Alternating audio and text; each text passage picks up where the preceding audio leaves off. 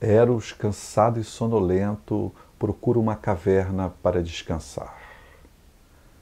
Descobrindo a caverna, joga suas flechas e adormece. Quando ele acorda, recolhe as suas flechas e parte. Eros não sabe, mas ele, ao partir, levou flechas que não eram suas. Algumas flechas já estavam na caverna quando ele jogou as suas. Em algumas vezes, ele arremessará as flechas tomadas por engano. E, por outro lado, a morte arremessará as suas flechas, sim, mas em algumas vezes a morte arremessará as flechas deixadas por Eros. A partir desse momento, paixão e morte vão estar com seus destinos entrelaçados, muitas vezes confundindo-se. Não tem como a gente não lembrar dessa história quando percebemos um Ashembar desejante, um Ashembar apaixonado, percorrendo as ruelas de Veneza em busca da beleza estonteante, da beleza radical de Tádzio. Uma Veneza com seus múltiplos canais, com seus múltiplos entrecruzamentos. Ashembar quase como um Teseu em busca do Minotauro num labirinto aquoso. Veneza já está cometida do cólera, o cólera que foi trazido pelo Siroco, um vento quente e seco que vem dos países distantes, dos países exóticos, como costuma ser a terra natal, a cidade do amor, mas também a cidade das transgressões. Ashembar resolve vir para Veneza, mostrando aí o caráter circular da vida e da morte. Ashembar era um sujeito clássico, era um sujeito que se guiava por uma rígida moralidade, era um sujeito que se vangloriava do seu racionalismo. Mas quando ele se encontra diante de Tádzio, todo esse tecido urdido, todo esse tecido que foi costurado durante anos, esse tecido começa a se romper.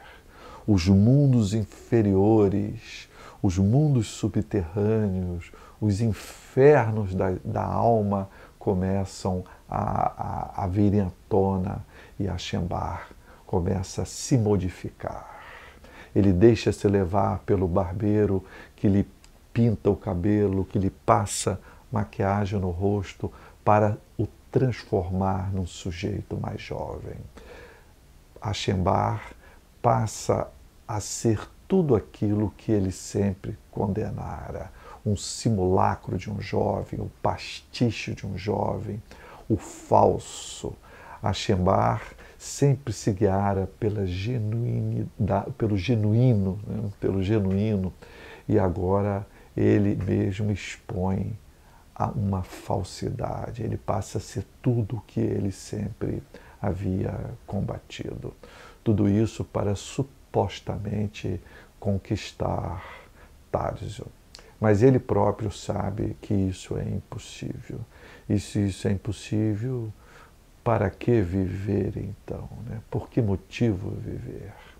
Para Ashembar, Tádzio é tudo ambiguidade. E a própria cidade de Veneza é uma cidade ambígua, porque é uma cidade que está assentada em cima das águas. A paixão não está assentada em cima da dureza pétrea dos paralelepípedos, mas na maciez, na fluidez, na inconstância da água. Né?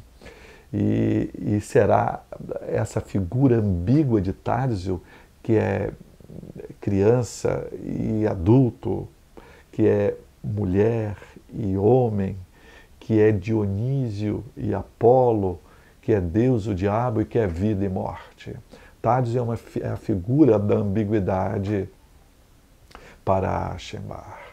E Ashembar não resiste a essa ambiguidade. A viagem a Veneza é uma viagem à interioridade, é uma viagem às pulsões que estão adormecidas, que estão guardadas, que se produz como um clássico, mas que no fundo ele é um romântico.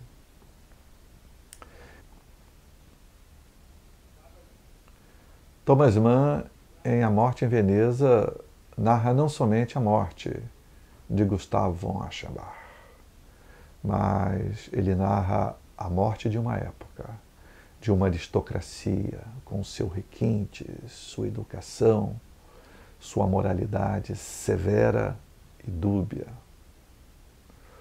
O senhor pagará do Caronte, do barqueiro, do gondoleiro, estava correto. Aschenbach terá como moeda a própria vida.